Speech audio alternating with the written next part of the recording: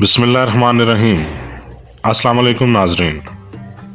आज हम आपको बरसग़ीर में आबाद कसाब बरादरी की तारीख़ से मुख्तसरन आगाह करेंगे।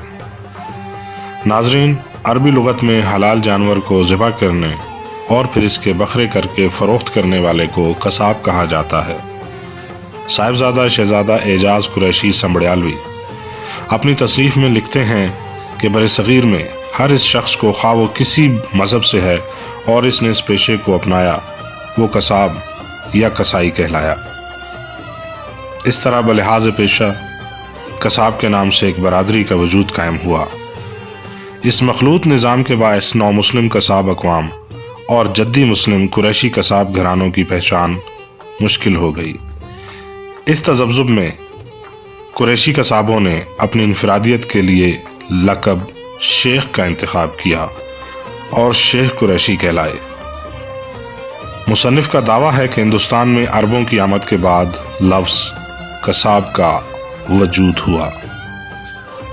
नाजरीन, चंद हिंदी नस्ल राजपूत कबाइल भट्टी, कंबो, खोखर, चौहान वगैरह ने इस्लाम बगोश होने के बाद कसाई का पेशा इख्तियार किया और इन नौ मुस्लिम ने भी अपने मुस्लिम नामों के साथ शेख का लक़ब इस्तेमाल किया और मुस्लिम बस्तियों में आबाद होकर मुस्लिम कसाबों से रिश्तेदारियां की और इस तरह असल नकल की पहचान ख़त्म हो गई। मगर बकौल शख्स से कि आदतें नस्लों का पता देती हैं। जद्दी मुस्लिम कसाबों का बूदोबाश, लिबास, आदात व तौर और इनके कारोबारी बोलचाल इनके असल कुरैशी होने की वाज़ेह दलील है। नाज़रीन, कसाबों में भी कई शोबे हैं, जैसे बकर कसाब, गाँव कसाब और बावर्ची कसाब।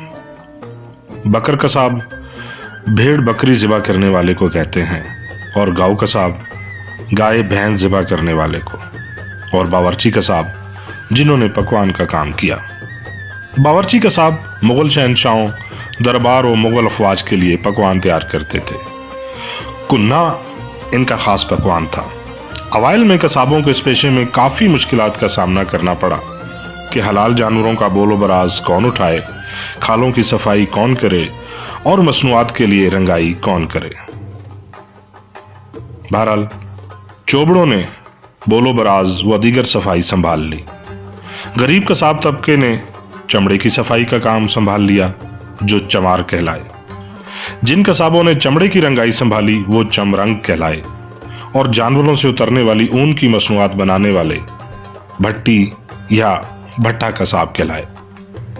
अब्बास अली कुरैशी अपने किताबचे कसाई कौन में रकम तराज हैं कि कसाब बरादरी के जवाल की भी एक लंबी दास्तान है कि इनका इस्तेसाल कैसे कैसे किया गया। वो लिखते हैं कि जब मुग़ल अकबर आज़म ने नए दीन इलाही की इख्तिरा की इब्तिदा की तो मुस्लिम कसाब बरादरी ने इसके खिलाफ आवाज़ बुलंद की। वो कसाबों के अरूज के दिन थे कि मुग़ल सल्तनत भी इनसे खौफज़दा थी। चुनाचे कसाबों को इनके रोज़गार से महरूम करके मरकज़ी शहर से बाहर आबाद करके नौ मुस्लिम कसाबों को तमाम तर ज़िम्मेदारी सौंप दी गई। मुस्लिम कसाबों का दायरा हयात तंग कर दिया गया। बच्चों की तालीम के लिए मदारिस के दरवाजे बंद कर दिए गए। फिर दूसरा कड़ा वक्त वो था कि जब वासीपुर में कसाबों के दो धड़ों के दरमियान फसाद बर्पा करके कत्ल गारत का बाजार गर्म किया गया। तीसरा 27 साला इस्तेसाल का दौर फरंगी हुकूमत का था, जब 1906 में जागीरदारों, गद्दी नशीन कुरैशियों और सादात जो अंग्रेज़ों को तक़वियत बख्शते थे और इसके बदले इनामात और जागीरें हासिल करते थे, इस तबका के माँ पर पसमानदा अक़वाम की फहरिस्त तैयार की गई, जिसमें कुरैशी कबाइल को भी धर लिया गया। मयारी मदारिस, पुलिस, अफवाज, महकमा तालीम में पाबंदी, ख़रीदारी व इंतकाली अराजी पर पाबंदियाँ लगा दी गईं। इन पाबंदियों के ख़िलाफ़ कुरैशी कायदीन मौलाना रौनक सिद्दीकी, मौलाना शहज़ादा आज़ाद कुरैशी संबड़ियालवी, रईस मेरठी, रशीदुद्दीन कसाब, वल्वी फारूकी और उस्मानी ज़ोमा ने इस तहरीक में हिस्सा लिया और आखिर 1933 में इस फरसुदा निज़ाम का ख़ात्मा हुआ। नाजरीन, इस तवील माशी व माशरती इस्तेसाली दौर में कसाब बरादरी की तंजीमों का क़याम मुमकिन हुआ। جس کی ابتدا امرتسر سے ہوئی اور مرکز میرٹھ ٹھہرا۔ القریش رسالہ کا اجرا ہوا مولانا امام الدین اکبر آبادی اور رئیس میرٹھی کی کاوشوں سے عظیم الشان کانفرنس آگرہ میں ہوئی، جس کے بعد قصاب برادری کے عروج کا دور پھر سے شروع ہوا۔ آج بھی ہند و پاک میں شیخ قریشی اداروں کا قیام ہو چکا ہے جو اپنے طبقہ کی فلاح کے لیے شب و روز کوشاں ہیں۔ حال ہی میں ایک ٹرسٹ کے قیام کا اعلان بھی ہو چکا ہے۔ 100 سالہ قدیم تنظیم جمعیت القریش اب تک قائم ہے، جس کے پاس گوشت کے نرخ مقرر کرنے کے حکومتی اختیارات ہیں۔ سید ظہور الدین یوسفی اپنی تالیف میں قصائی قریشی کے موضوع میں راکم ہیں کہ قصاب برادری کے جد امجد حضرت قصاب انقلاب ہیں، جن کی 7ویں پیڑھی میں خاتم النبیین محمد صلی اللہ علیہ وآلہ وسلم کا نسب ملتا ہے، اور قصا اور ان کے والد پیشے کے لحاظ سے قصاب تھے۔ برِ صغیر میں قصائی کا لفظ قصا کا ہی بدل ہے۔ قصاب انقلاب کی اولادوں سے بنو ہاشم، بنو شمس اور بنو اسد اور بنو داران قبائل کی بنیاد پڑی۔ بنو ہاشم سے ہاشمی قصاب، بنو شمس سے شمسی اور عثمانی قصاب، بنو اسد سے زبیری اسدی قصاب خاندان وجود میں آئے۔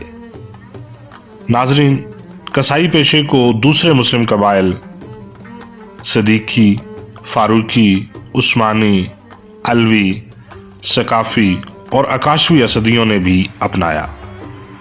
یوں جس کسی نے بھی اس پیشے کو اپنایا قصاب برادری کا حصہ بن گیا۔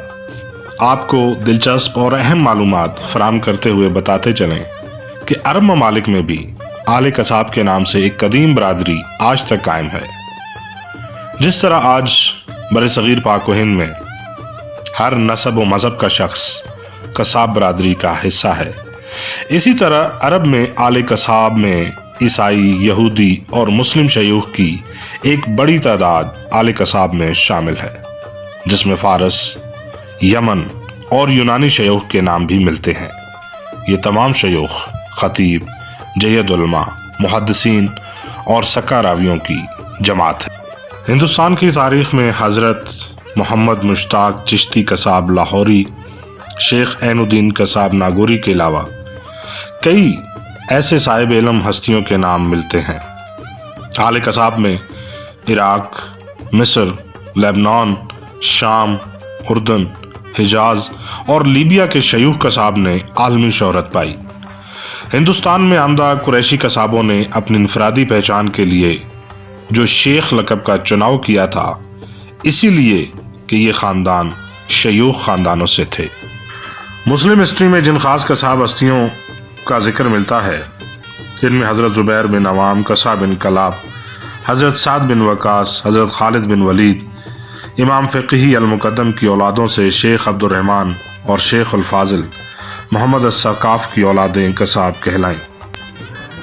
قصابوں کی تاریخ ایک وسیع موضوع ہے، جسے ہم نے سمندر کو کوزے میں بند کرنے کے مصداق اپنے فرض کو نبھایا ہے۔ اب آپ کو قدیم و جدید آبادیوں کا تعارف کراتے ہیں۔ گلاسری آف دی ٹرائبس، مطبوعہ 1865 کے رائٹر مسٹر میکلیگن بتاتے ہیں کہ قصابوں کا اصل مسکن لاہور، شیخوپورہ اور دوآبہ تھا، جو بعد میں کپورتھلا منتقل ہو گئے اور پھر دہلی، اتر پردیش، اودھ، روہل کھنڈ، گجرات، دکن، اجمیر، ناگور، جودھ پور، جموں کشمیر، حسن نگر، کیرالا، ملتان، نواب شاہ، کراچی، ڈیرہ جات، جھنگ، جہلم، راول پنڈی، پشاور، سیالکوٹ وغیرہ میں پھیل گئے۔ حوالہ جات کے لیے یوں تو کتابوں کی ایک لمبی فہرست ہے، مگر پھر بھی تاریخ کے شیدائیوں کے لیے کچھ نام آپ کے سامنے موجود ہیں۔ احباب اکرام، اب ہم آپ سے اجازت چاہتے ہیں اور ویڈیو کے اختتام پر پہنچتے ہیں۔ یوں تو چند کتابوں کے حوالہ جات آپ کے سامنے پیش کر دیے گئے ہیں، مگر ہماری ویڈیو جس خاص کتاب کے گرد گھومتی ہے وہ ہے برصغیر کے کساب، جو 100 تاریخی کتابوں کے مطالعہ کا نچوڑ ہے، جو القریش پبلیکیشنز اردو بازار کے زیر اہتمام طباعت کے آخری مراحل میں ہے۔ ہماری یہ ویڈیو آپ کے لیے ایک تحفہ ہے۔ اس دوران اگر کوئی غلطی، خطا اور ابہام آپ کی نظر ہو تو ہم آپ سے معذرت خواہ ہیں۔ اللہ ہم سب کا حامی و ناصر ہو، وما علینا الا البلاغ۔